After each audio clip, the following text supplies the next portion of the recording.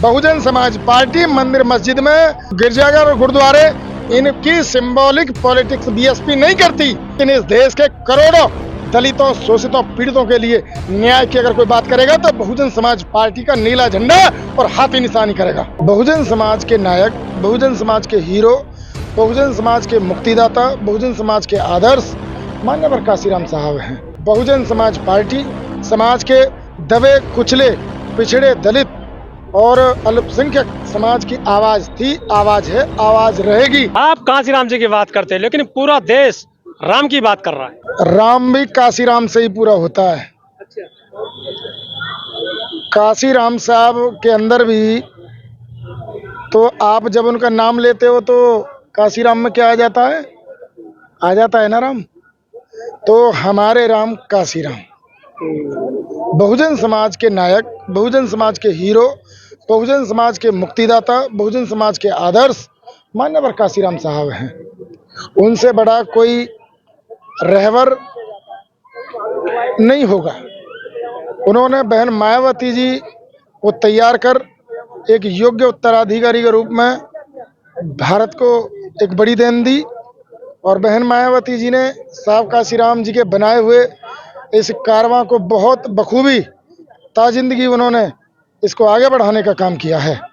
आज बहन जी के योग्य नेतृत्व में पूरे देश भर में मान्यवर साहब काशीराम जी को याद किया जा रहा है और समय बदलने वाला है।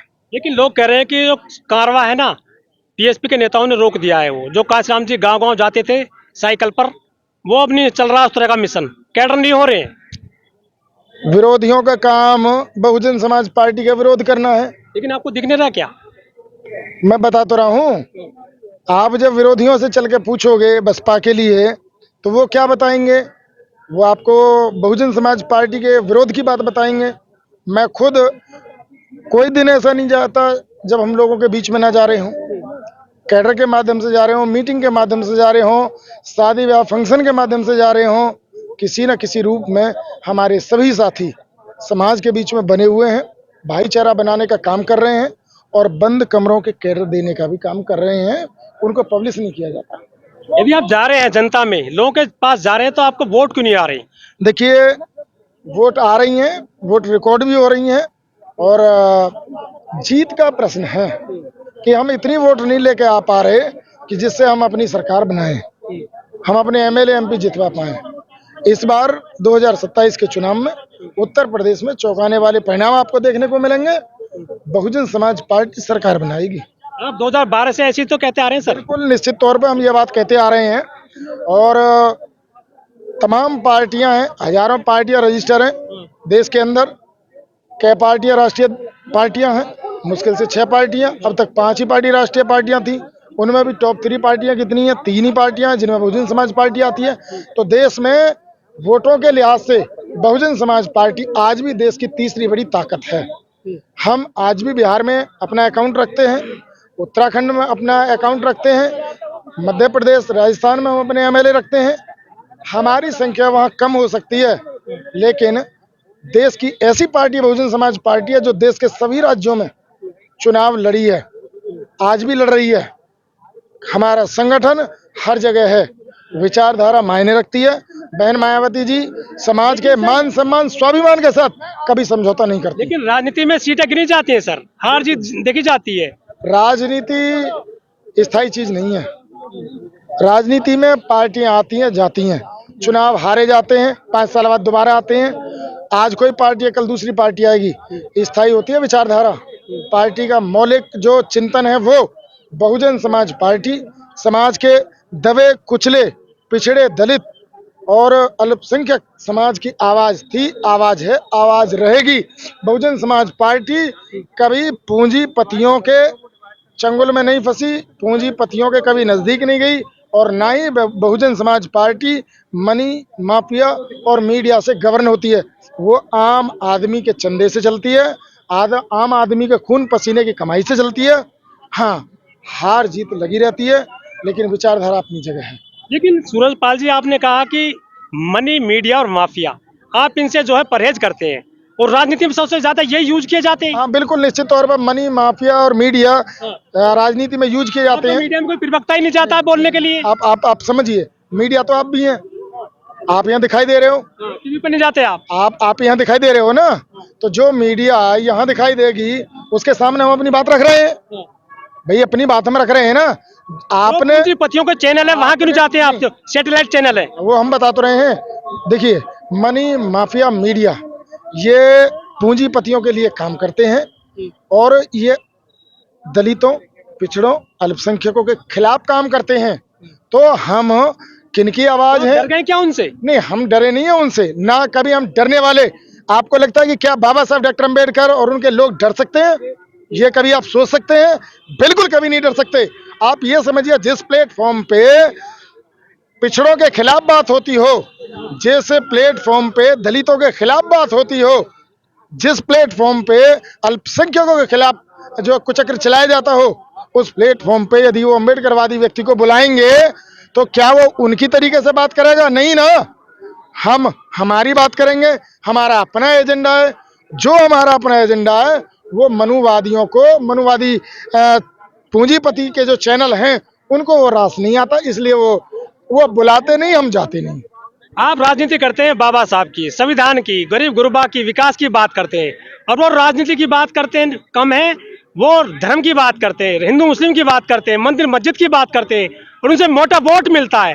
आप वो राजनीति क्यों नहीं कर रहे हो जब सब करने लगे हैं? तो राजनीति लोगों के लिए की जाती है, राजनीति करके प्रेरणा स्थल बनाए जाते हैं, मंदिर बना दिया, राजनीति करके express way, Yamuna express way बनाए जाते हैं, राजनीति करके नोएडा जैसे शहर बसाए जाते हैं, राजनीति करके लाखों गांव तक आरसीसी पहुंचाई जाती है, राजनीति करके दलितों के लिए स्कूल, कॉलेज, हॉस्टल और यूनिवर्सिटी खोली जाती हैं।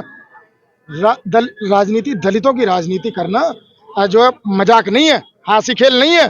ये सिर्फ हिंदू लोग पहुंचे सर उनकी वजह से। भाई, जिनकी आस्था है वो पहुंच रहे हैं, ये उनका विषय है। तो हमारा कोई तो काम कर रहे हैं वो। जनता के लिए काम किया सिर्फ और सिर्फ बहुजन समाज पार्टी। इसके अलावा मंदिर बनवा दिए, महाकुंभ में ले गए लोगों को, लाखों लोग डेली मंदिर में जाते हैं, उनसे वोट मिलता है उनको। भाई, आप उनका सवाल उनसे पूछो, हमसे पूछिए, हमसे क्या आप सवाल कर रहे हैं इस मामले में? भाई, मंदिर का सवाल मंदिर वालों से करें। बहुजन समाज पार्टी मंदिर मस्जिद में और गिरजाघर और गुरुद्वारे, इनकी सिंबॉलिक पॉलिटिक्स बीएसपी नहीं करती। बीएसपी कॉन्स्टिट्यूशन है मंदिर से, तो आप भी राजनीति करिए ना वोट। देखिए, इसका मतलब है कि दूसरे यदि नीचे गिर जाए तो हम भी गिर जाएंगे। अरे धर्म मजबूत नहीं करोगे आप? हम नीचे गिर जाएंगे। वो धर्म मजबूत कर रहे हैं, हिंदू मजबूत कर रहे हैं, वो कह रहे हैं कि हम अमृतकाल ले आए। हमारा काम है संवैधानिक मूल्यों को मजबूत करना। आपका एजेंडा ले लिया उन्होंने, बाबा साहब को लिए फिर रहे हैं भी सब लोग। कह रहे हैं वो दिखावे के लिए, माँ होती है, दाई दाई होती है, कोई भी दाई माँ का स्थान कभी नहीं ले सकती। समाजवादी पार्टी के नेता वो भी कहते हैं बाबा साहब को बचाएंगे, संविधान बचाएंगे, अक्षर बचाएंगे।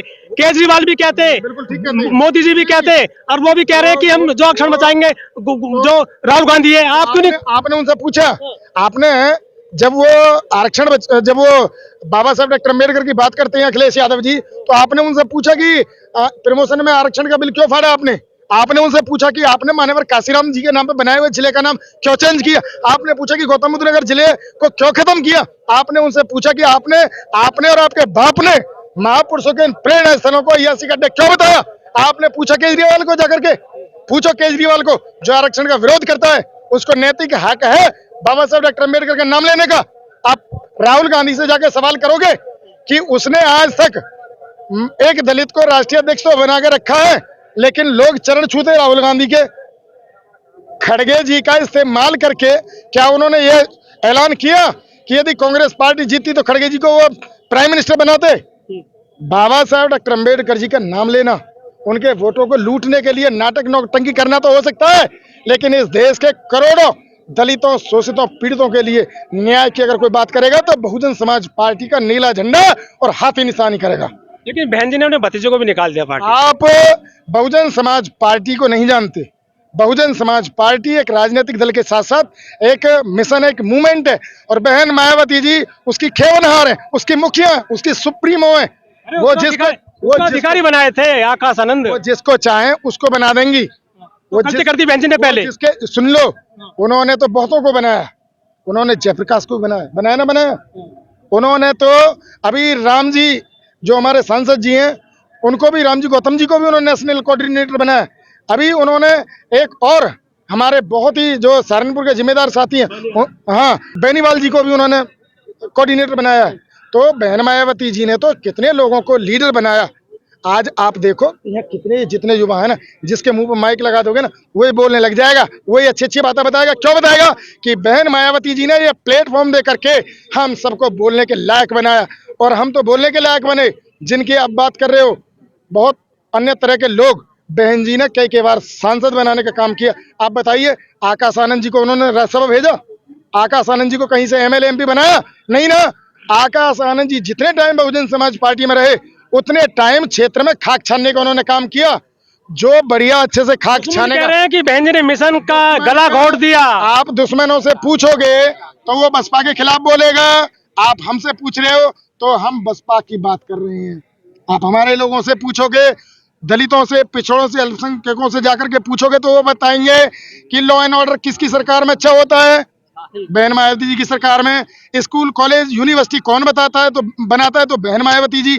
आज आप जिस शहर में खड़े हो, बीजेपी से पूछो उसका योगदान क्या है, सपा से पूछो योगदान क्या है, और कांग्रेस से पूछो उसका योगदान क्या है। राष्ट्रीय दलित प्रेरणा स्थल किसने बनाया? हमारी गवर्नमेंट ने बनाया।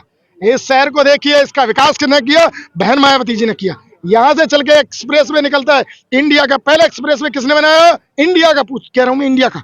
इंडिया में एक्सप्रेस वे टेक्नोलॉजी लाने का काम बहन जी ने किया। नोएडा से आगरा के लिए एक्सप्रेस वे बहन जी बनाती हैं। इतने काम बहन जी ने किए तो बदले में वोट क्यों नहीं मिला आपको? क्या प्रचार प्रसार नहीं कर पाए आप? Vote vote vote vote vote, आप हमेशा वोट की बात करते हो। वोट को वोट को हम लोगों ने, हमारी पार्टी ने इस देश के दलितों को, शोषितों को, पीड़ितों को, उनको इकट्ठा करने का काम किया, उनको वोट का महत्व बताने का काम किया, उनके बीच में लीडरशिप डेवलप करने का काम किया। और पार्टी को, हमारी को इसका फायदा भी मिला, हम सरकार भी में भी पहुंचे। लेकिन आज है क्या? टीवी चैनलों के माध्यम से, अखबारों के माध्यम से, या विभिन्न तरह की लुभावनी चीजों के माध्यम से वोट को लूटा जा रहा है, वोट को डराया भी जा रहा है, वोट को गलत तरीके से कटवाया भी जा रहा है। और आपने ईवीएम का भी सुना होगा। तमाम तरीके से जो ठगी चल रही है, उसका भी हम लोग डट के मुकाबला कर रहे हैं। आने वाले टाइम में बहुजन समाज पार्टी, मैं अभी कह रहा हूं, आप लिख लीजिए, नोट कर लीजिए, उत्तर प्रदेश की बड़ी शक्ति के रूप में बहुजन समाज पार्टी वापिस आ रही है और मायावती सरकार बनाएंगी। अगर आपने अभी तक हमारा चैनल सब्सक्राइब नहीं किया है तो सब्सक्राइब करें और घंटी का बटन बिल्कुल भी दबाना ना भूलें, ताकि सभी लेटेस्ट खबरें पहुंच सकें आप पे सबसे पहले।